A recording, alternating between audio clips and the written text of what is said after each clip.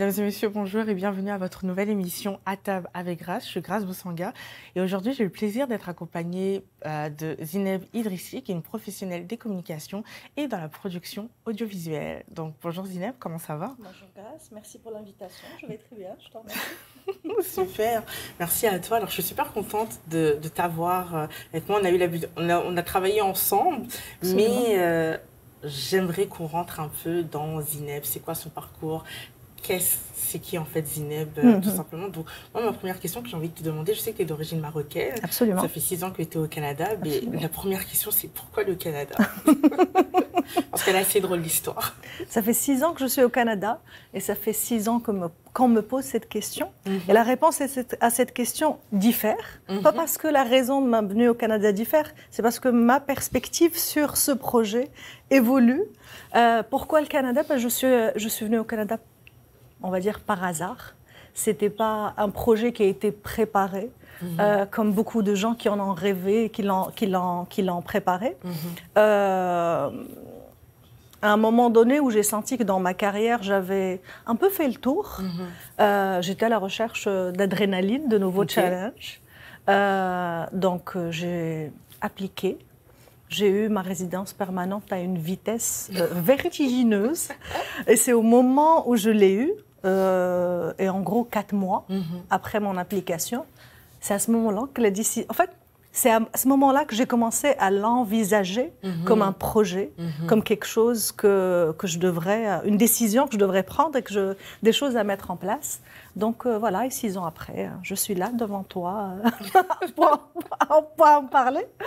Voilà. Est-ce que c'est un choix que tu regrettes ou que tu es vraiment contente en fait de ce choix et puis d'être au Canada ici? C'est un choix que je ne peux pas regretter parce que en me challengeant, en me retrouvant dans un environnement que je ne connais pas, à tout recommencer, c'est-à-dire carrière, réseau d'amis. J'ai pas de famille au Canada, donc le support système que j'avais, je ne l'ai plus. Donc, je ne peux pas le regretter parce que ce projet a façonné la personne que je suis aujourd'hui. Donc, non, je pense que beaucoup de choses positives. Il y a des choses positives, d'autres qui le sont moins, mais le challenge, on en sort toujours grandi. Est-ce que tu trouves que ce sont ces challenges-là qui ont plus ou moins renforcé un peu ton engagement dans tout ce qui est francophonie et inclusion? J'ai toujours été très engagée dans tout ce qui est inclusion, tout ce qui est diversité. Et ça, tu vas le voir quand on parlera de ma carrière au Maroc avant de venir au Canada. Et pour moi, intégrer la communauté francophone, c'était naturel puisque je suis francophone. Exact. Mais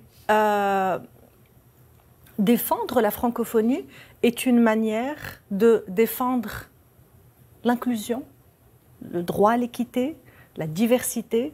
Tout ça, pour moi, c'est des moteurs qui motivent beaucoup de choix et de carrière et de causes dans lesquelles je m'engage. Ben justement, si on parle de carrière, est-ce que tu peux nous en dire un peu plus? Parce que je sais que tu es une professionnelle des médias et je sais que, comme tu l'as dit, tout ce qui est diversité, c'est quelque chose qui t'intéresse énormément. Donc, comment tu as réussi en fait, à faire plus ou moins le lien entre ces deux éléments-là? Alors, au Maroc, j'ai fait 15 ans de carrière en production audiovisuelle. Super. Aussi bien en production de films, publicitaires, mais aussi d'émissions télé. Et le hasard a voulu que je travaille sur la version marocaine de l'émission canadienne Donner au suivant. Vrai hasard. À cette époque-là, j'avais aucun projet de venir vivre au Canada. Donc, j'ai travaillé sur 5 saisons. Et aussi longtemps que je me souvienne, j'ai rêvé de faire de la télé, de faire des médias. Et je pense que c'est ce moment-là de ma carrière où j'ai travaillé sur Donner au suivant, où je me suis rendu compte que c'est ça que je veux faire. De la télé, donner une voix à ceux qui n'en ont pas, à ceux qu'on laisse au bord de la route, parce que ce n'est pas de bons clients télé, mais aussi d'être à l'initiative d'un cercle vertueux d'entraide, de cohésion. Je pense que ça, c'était pour moi vraiment le rêve de la petite fille qui se réalisait. Et pour l'anecdote, en arrivant au Canada, j'ai croisé Chantal Lacroix à un événement. Oui. Je suis allée la voir. Ouais. Et je lui dis bonjour. Et je lui dis, est-ce que vous savez que grâce à vous, j'ai fait une grande partie de ma carrière? Et elle me regarde et me dit, comment ça? J'ai dit, j'ai produit pendant 5 ans la version marocaine de l'émission Donnée au suivant.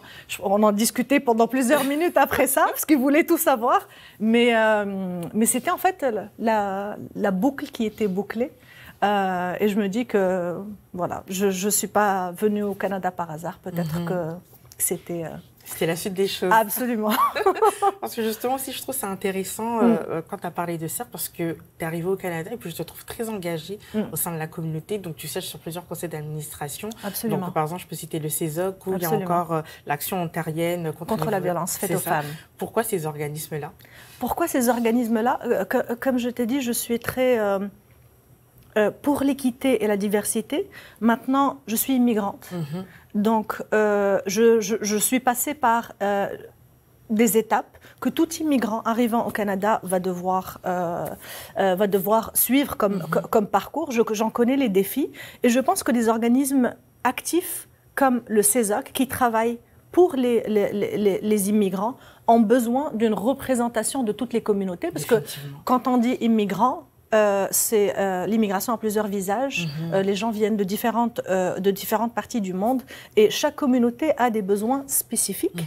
Et je pense que chaque communauté devrait être représentée pour que ces besoins arrivent aux oreilles des bonnes personnes. Maintenant, la cause aussi de la femme, de la violence faite aux femmes est quelque chose qui me tient à cœur. Et là aussi, je me suis dit que beaucoup de choses se font. Définitivement. En sensibilisation, beaucoup de choses sont mises en œuvre. Maintenant, si on ne maîtrise pas les subtilités culturelles de chaque femme appartenant à chaque communauté, l'efficacité de ce qu'on met en place n'est pas toujours au point. Donc, en m'engageant dans le conseil consultatif d'Action ontarienne pour la violence faite aux femmes, je voulais représenter une partie des Canadiens, des Canadiennes racisées pour être certaine qu'elles sont prises en compte dans les campagnes de sensibilisation, qu'on leur parle un langage qu'elles comprennent, qu'on est dans la sensibilisation, parce que la violence peut être diverse et perçue de manière différente en fonction de la culture. Donc oui, donc francophonie, cause de la femme, l'immigration. Est-ce que justement tu conseillerais en fait à une nouvelle personne qui arrive justement en fait de s'engager dans le communautaire? Absolument. Je pense que le nombre de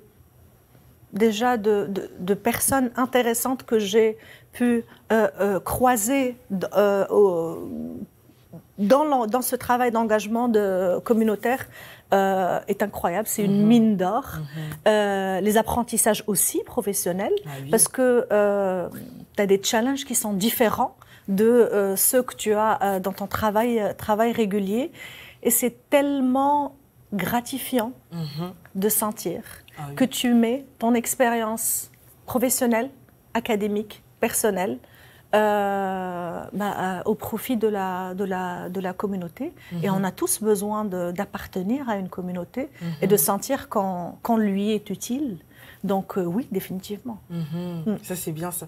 Est-ce que tu trouves que justement, parce que tu as parlé de carrière, est-ce que tu trouves que tous ces engagements-là viennent toi te nourrir personnellement, mais aussi te nourrir professionnellement? Qu'est-ce que tu apprends en fait de tout ça au final? Absolument. En fait, l'un nourrit l'autre, parce que comme je disais, je mets mon expérience professionnelle au service du communautaire, mais le communautaire me nourrit aussi parce qu'il me challenge en permanence. Donc, avec ma casquette de professionnelle de la production audiovisuelle et de la communication, on cherche des solutions, mais aussi on cherche à toucher des audiences et de leur parler avec leur langage dans un discours valorisant, dans un discours inclusif. dans un discours où ils se sentent représentés. C'est-à-dire que, oui, pour moi, c'est une formation de tous les jours, c'est des challenges à relever à tous les jours, mais c'est tellement gratifiant. Est-ce qu'il y a une expérience, un moment en particulier qui t'a marqué, justement? Beaucoup. Je pense qu'il y en a plein. Il y en a beaucoup. Je ne voudrais pas en mettre en avant une aux dépens de l'autre, mais il y en a beaucoup.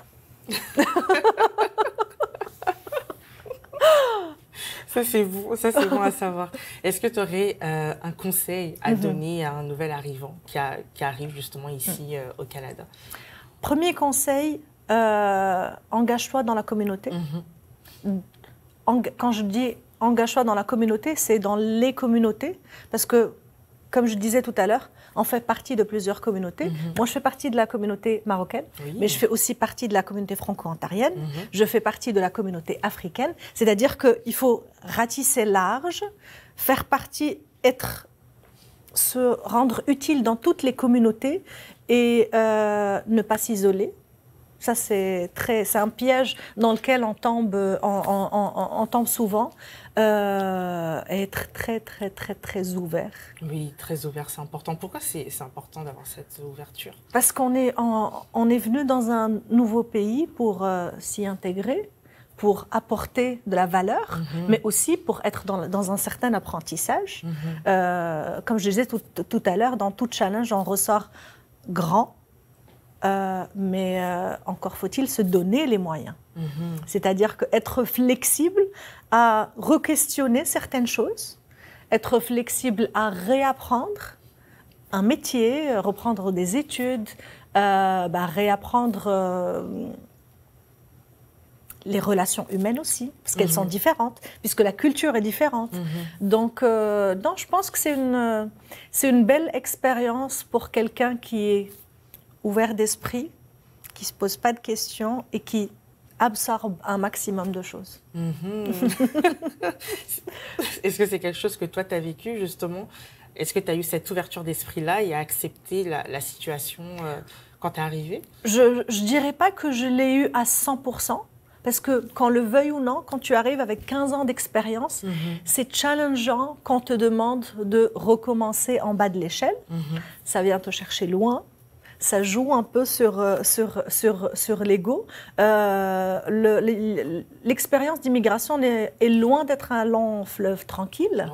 Il va y avoir des hauts, des bas, des hauts, des bas. Mais Super. Alors attends, excuse-moi, je te coupe. Très intéressant.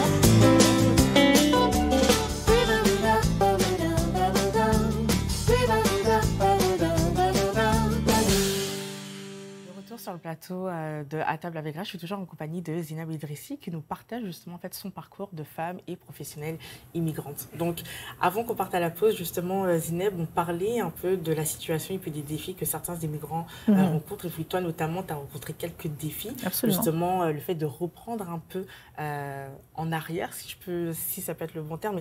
Est-ce que tu peux continuer un peu à développer sur cette partie-là? Donc ce que je disais, ça peut être challengeant sur plusieurs niveaux.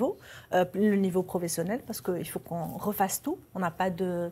Quand on arrive au Canada, on a souvent très peu de références professionnelles. Exact. Et on sait toutes les deux à quel point c'est important au Canada d'avoir des références professionnelles qui reconnaissent qui connaissent notre parcours et qui puissent nous faire confiance. Il y a aussi une adaptation des gens qui arrivent avec des enfants en famille, la dynamique est différente. Définitivement. Donc oui, c'est beaucoup de challenges à des échelles différentes, mais qui se passent, qui prennent place en même temps. Donc, il faudrait avoir les reins solides. Et qu'est-ce que tu penses que donc nous, en tant qu'immigrants qui sont déjà bien installés et bien établis, et ainsi que la communauté d'accueil, qu'est-ce qu'on peut faire en fait pour pouvoir aider ces nouveaux arrivants en fait au final? Beaucoup de choses. Je pense que et là je reviens au travail communautaire, c'est-à-dire ne pas hésiter à inclure ces gens-là dans la communauté, ne pas les laisser s'isoler, parce qu'on a tendance à très rapidement s'isoler, mais aussi de ne pas hésiter à leur ouvrir des portes, à leur prendre la main, parce que qui de mieux pour t'aider dans un parcours d'immigration que quelqu'un qui est déjà passé par là. Définitivement. Ouais. Donc oui, se soutenir, se serrer les coudes et voilà, s'ouvrir des portes.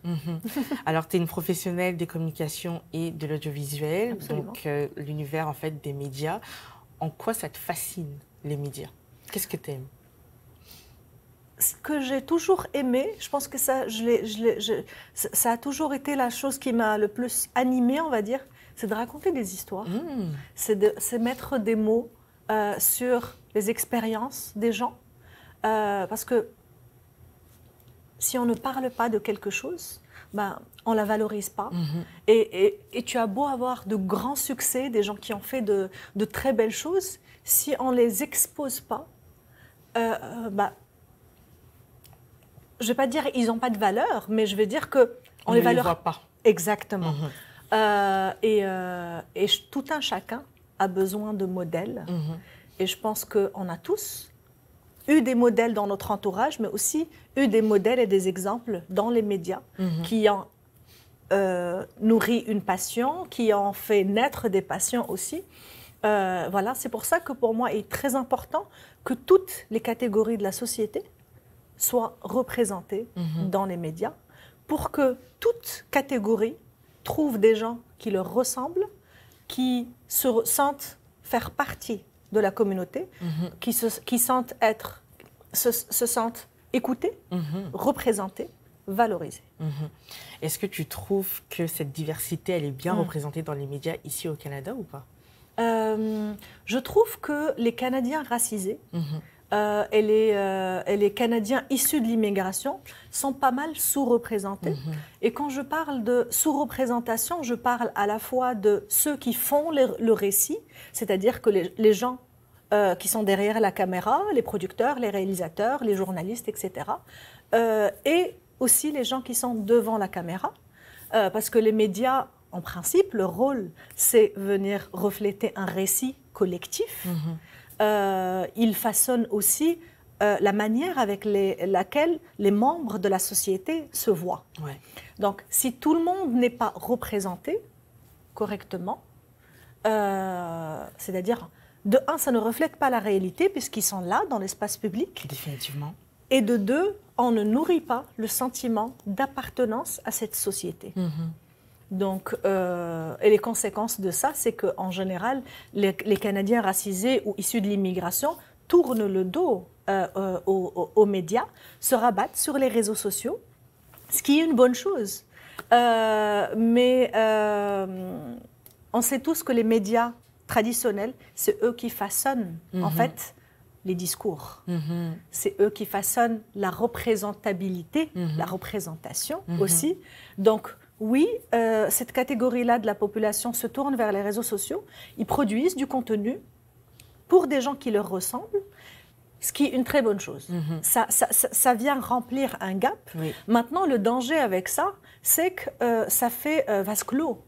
On se parle entre nous et on est complètement en retrait de ce qui se passe dans la société. On ne prend pas part aux discussions, surtout des discussions qui nous concernent. Donc voilà. Et je pense que les générations futures, la deuxième, troisième, quatrième génération de Canadiens racisés qui sont nés ici, qui ont grandi ici, ont besoin de se voir à la télé, ont besoin de modèles à suivre. Et je trouve que c'est un point très intéressant que tu as apporté justement avec les réseaux sociaux. On a vu pendant la pandémie, les réseaux sociaux sont carrément devenus en fait des plateformes pour les personnes. On voit l'apparition de podcasts maintenant aussi qui viennent. Donc les personnes racisées, moi c'est ce que j'ai remarqué, c'est qu'ils utilisent en fait ces réseaux-là, ces plateformes-là pour créer leur propre voix parce qu'ils se rendent compte qu'ils n'ont pas forcément accès à la table. Est-ce que c'est quelque chose que toi-même tu as remarqué ou pas? Oui, absolument. Je me suis moi-même tournée vers les réseaux sociaux. Exactement, c'est pour ça.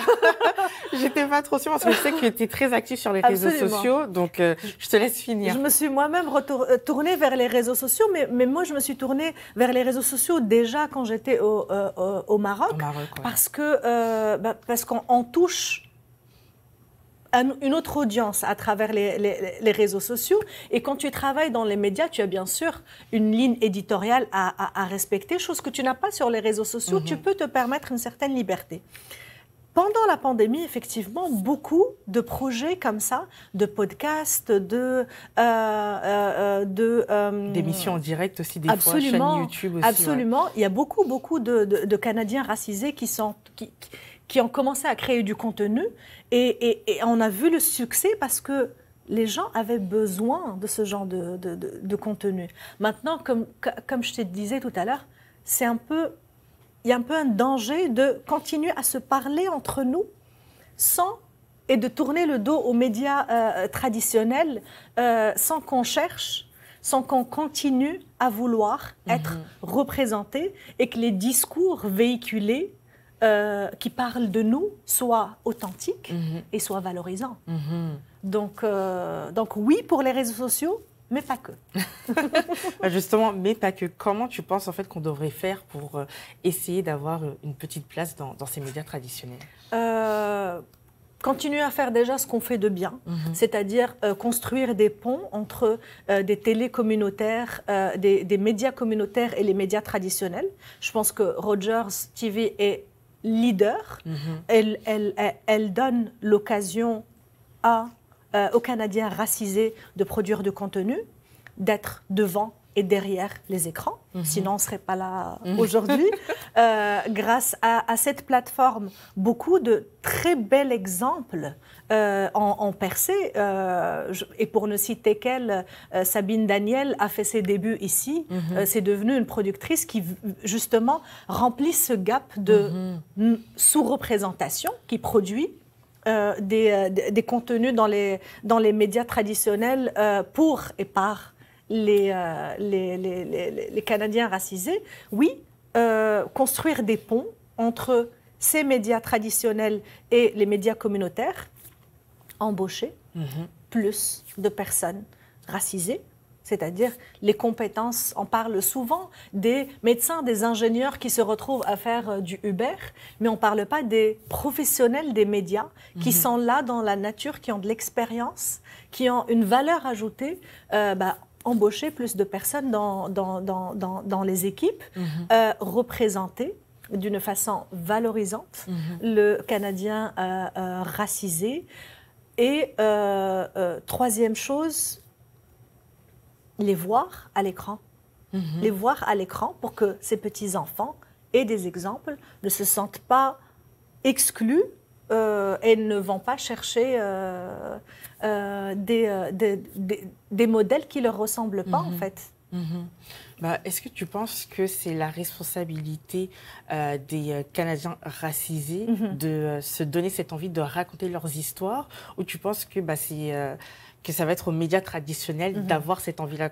J'ai comme l'impression, on dirait, il y a comme une responsabilité qui doit être partagée. Absolument. Comment tu vois ça? Absolument, c'est une responsabilité commune. Pour les Canadiens racisés, ce n'est pas une bonne chose de s'éloigner et de tourner le dos aux médias. Au contraire, continuer à aller chercher une place, continuer à aller challenger le discours, challenger l'image qui est donnée d'eux, mais aussi un effort à faire de la part des médias pour être inclusif dans l'embauche et qu'il y ait une volonté de parler de tout le monde, que le discours commun prenne en compte toutes les composantes de la société. Et en fait, le challenge aussi pour les Canadiens racisés, c'est qu'ils se retrouvent à l'intersection de plusieurs minorités. Quand ils sont francophones, c'est une minorité linguistique. quand ils font partie d'une minorité raciale, d'une minorité ethnique, d'une minorité culturelle, et plus on resserre, moins ils ont de chances d'être représentés, moins ils ont de chances que leur voix soit entendue. Donc, ça peut être challengeant. Très challengeant. Donc, en 2 minutes, on arrive bientôt à la fin de cet épisode. Qu'est-ce que tu veux qu'on retienne de toi? Qu'est-ce que tu veux qu'on retienne de ton message? Ce que je veux qu'on retienne de mon message, c'est que les médias est un véhicule très important. Elles participent largement à construire l'image ou la représentation qui est faite du Canadien racisé. Il y a des efforts à faire. Et à nous aussi, Canadiens racisés, de faire la moitié du chemin en espérant que le système commence à ouvrir les portes. Mais il est certain que si on ne va pas chercher les opportunités, elles ne viendront pas à nous. Donc, c'est ce que je veux que les gens retiennent. C'est un élément très important dans l'intégration du nouvel arrivant, du Canadien racisé, d'être connu, reconnu, entendu.